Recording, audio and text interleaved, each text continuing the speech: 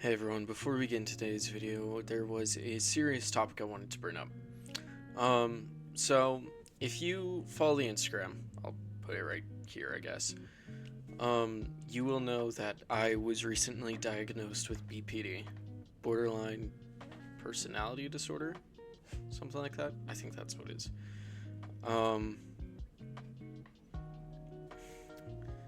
A way to make it sound simple is I feel emotions much stronger than others. I don't know. I'm probably gonna put something up on screen at the same time as I'm saying this because, well, it's important. And, well, the reason I'm bringing this up is since I got recently diagnosed, I've been a pit of despair and darkness and all that other stuff. That's kind of where I've been. But I mostly bring this up because I want to say with any other mental things out there, anyone else out there with that type of stuff, like BPD, ADHD, bipolar, depression, all of those things. We can make this. Our mental disorder doesn't define us. We are much stronger than we think we are. If you need help, reach out for it somewhere. Whether it's with your therapist, your family, your friends, even just your pet. Talk to someone. It's better to talk about what you're going through than to be all alone on yourself. Anyway, thank you for listening. I know this was a bit of a rant, like a 2-minute rant, but I just wanted to say, we got this. You got this. This isn't just the end. Anyway, let's get into the main video, shall we? Hello everyone and welcome back to Do Not Take This Cat Home. I know, it's been a while since the last part. I think we're on part 4 now. And the choices we have left are not taking the cat home and whatever comes with that. Anyway, if you enjoyed today's video, make sure to like and subscribe and let's jump in. Do not take cat home. Sadly, as cute as the cat is, you'd never take this thing home with you. That's mean. You just can't take it home with you. You're a responsible adult. Sorry, kitty. You are. With rent and bills to pay for, not to mention you need to buy food to survive too. And there's no way you could care for a cat long term, right? You can barely afford this little outing on your day off. What to do? What is this? You are not ready. That? Okay. Let's feed cat. Cat must be hungry, right? Can't imagine that it's had much to eat if it's so attached to that box it's in. Though it doesn't exactly seem malnourished either. Surely it must have left the box to search for food then. For some reason, something in the back of your mind tells you that's not the case, and not to think on it any further. Well, either way, can't exactly enjoy your day out knowing you left behind a hungry cat, especially when you could have done something to help. So, what to do about the hungry kitty? Check pockets. You dig into your pockets, find a small piece of string in your left pocket, not very helpful. The string is far too short. And eager and ow, what?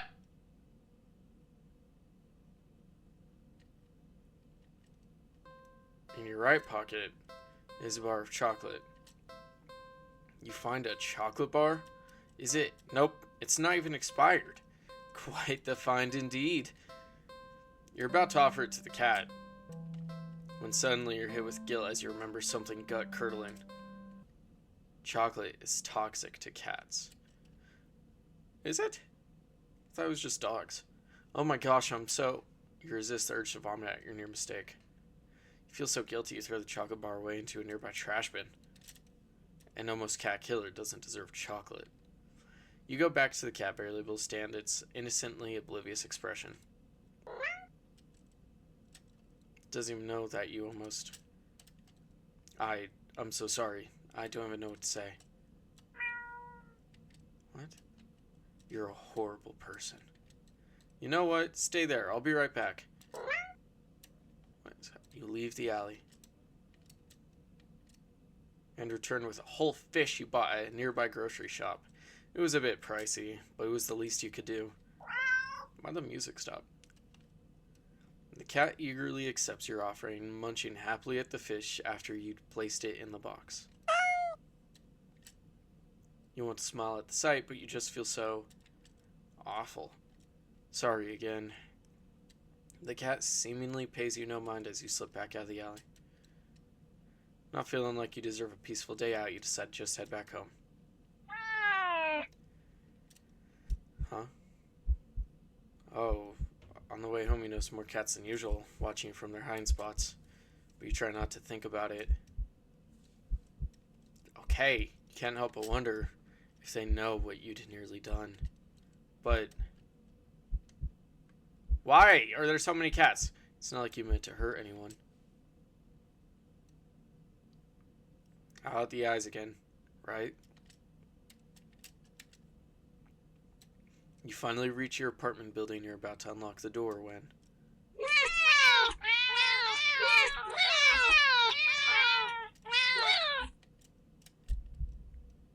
you look behind you only to see dozens of cats standing there, looking at you.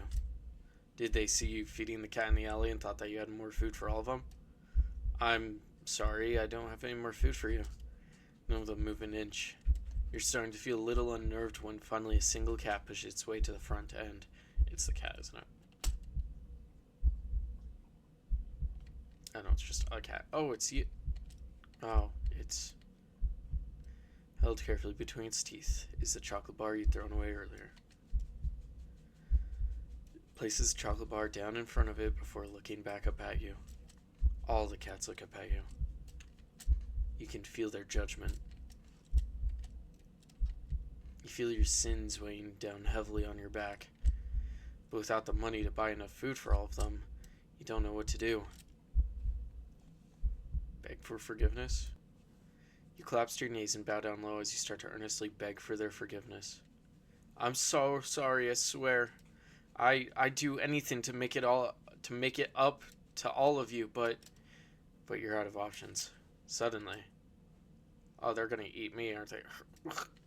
Feel something stir in your stomach and swim its way up to your throat, closing off your airway as it tries to force its way over your esophagus. Huh? It finally succeeds with aid from your helpless gagging.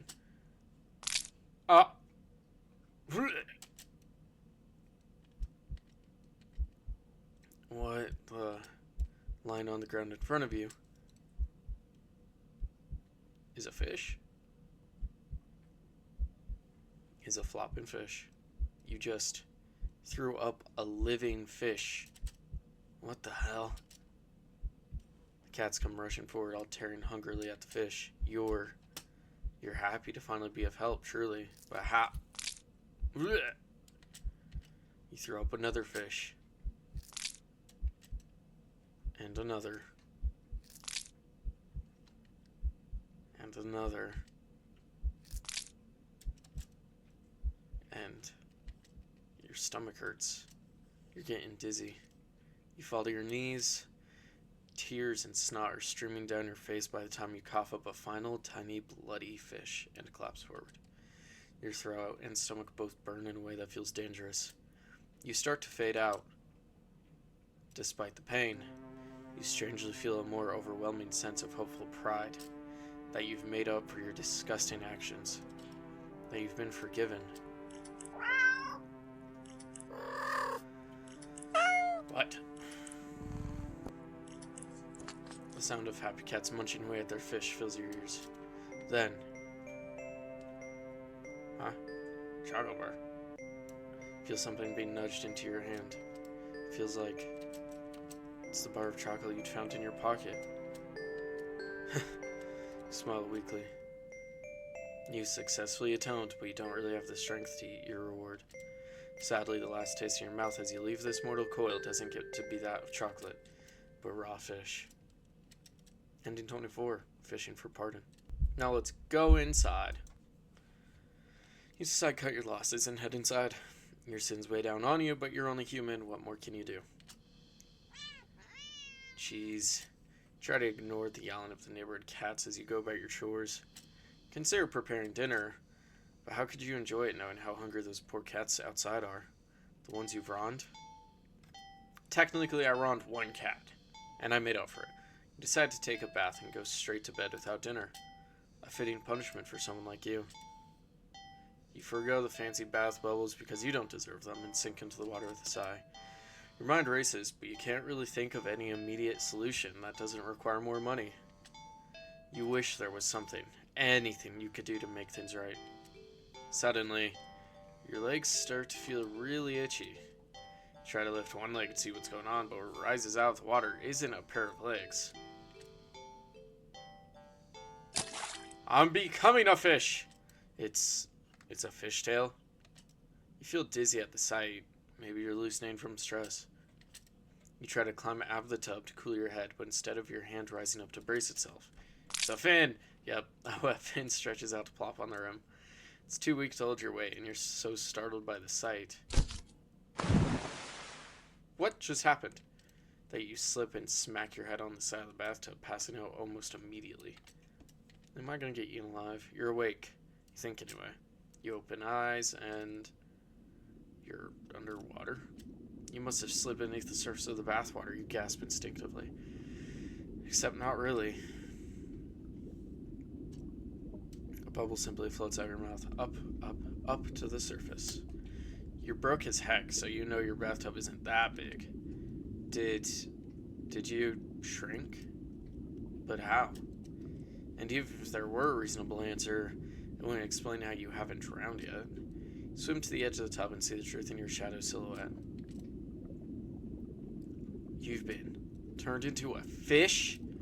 This isn't possible. You don't get any time to ponder over this, unfortunately, because just then, oh no, a shadow looms over you from above.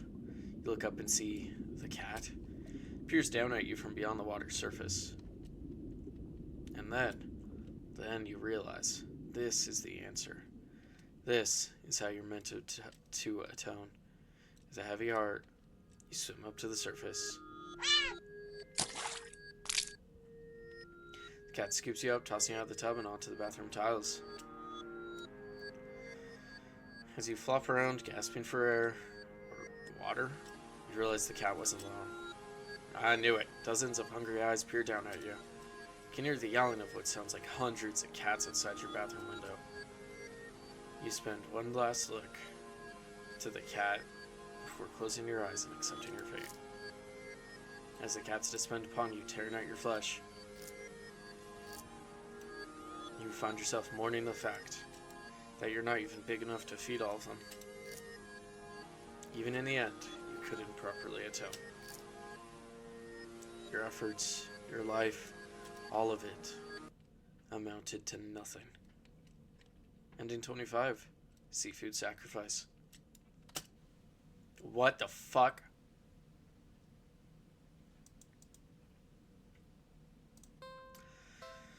Let's click this again.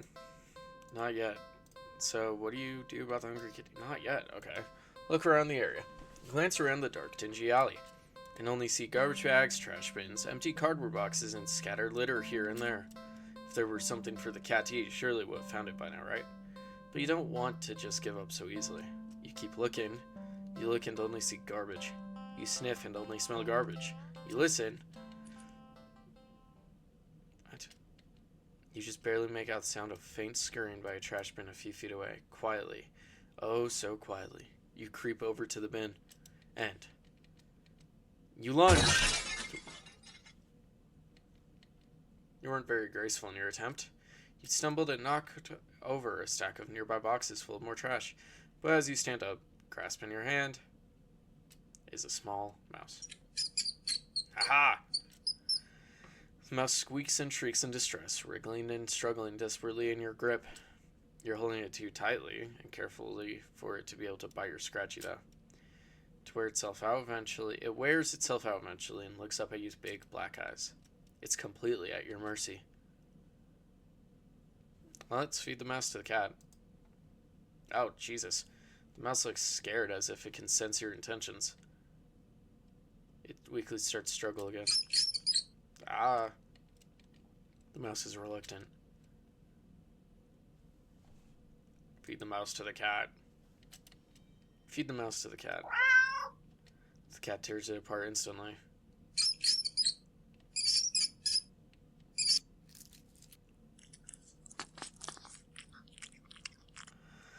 The mouse's pain squeaks and squeals pierce through you until they're abruptly cut off. Satisfied, the cat mews happily at you, red tinting its fangs. That curls up in its now blood-stained box and goes to sleep. Take the chance to leave. A well-fed cat will likely follow you home after all. And, cute as the cat is, you really can't afford a pet right now. Still feeling a little guilty about the mouse, you decide to just go home.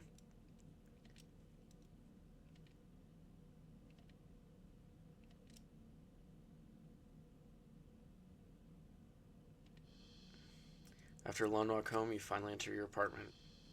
You head straight for your room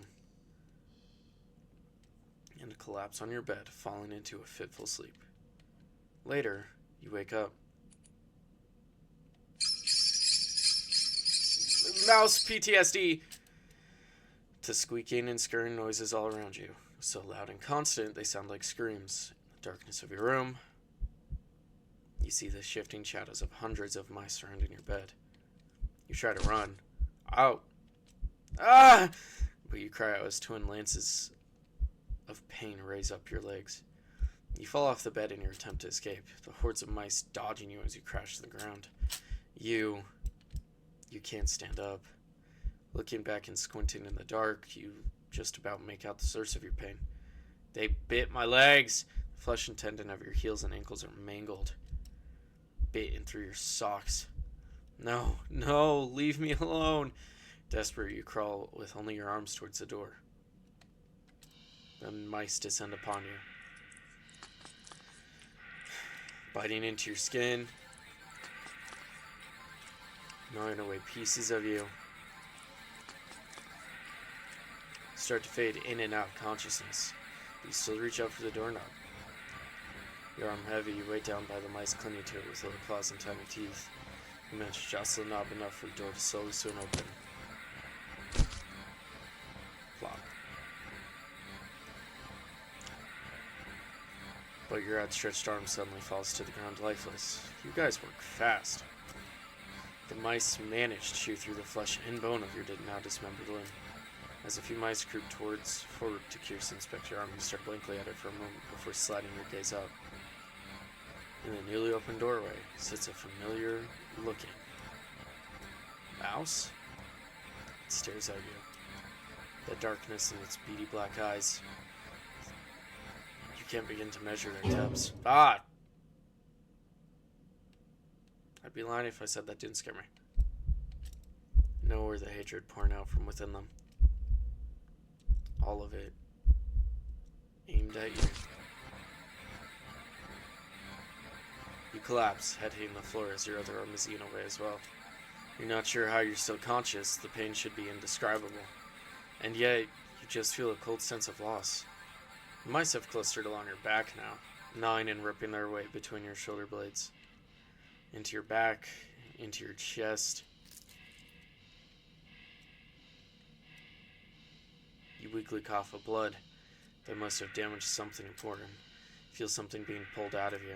And in between the moments that blankets of darkness fade out of your vision. My heart, I bet. You hear something wet pop on the ground in front of you. Pry your eyes open and see it in front of the mouse. I knew it. Weirdly shaped, red with your blood and pulsing. That's your heart, isn't it?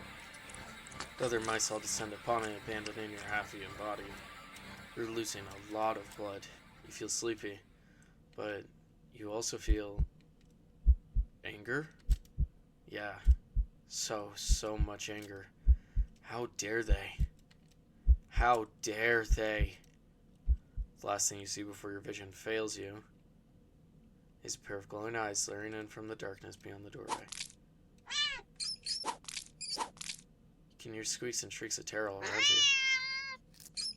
Low yowls, deep snarls, gnashing teeth, tearing flesh. As your remaining senses leave you, you smile weakly with the last of your strength. Something with soft, slightly damp, and sticky fur nuzzles your cheek. Good kitty. Indian 27, well fed. The cat avenged us. Still staring at me creepily. What happens if we spare the mouse? Are you sure? Spare the mouse. You hear the cat's stomach growling. It must be hungry. It must be starving. Spare the mouse. You know the cat's hungry. Why are you hesitating? Caught prey for the cat's sake, didn't you? Are you really going to value the life of a filthy rodent more than the cat's? Spare the mouse. Oh, fuck. That creepy ass again. You're mocking me, aren't you? Last chance. Hand over the prey. Now.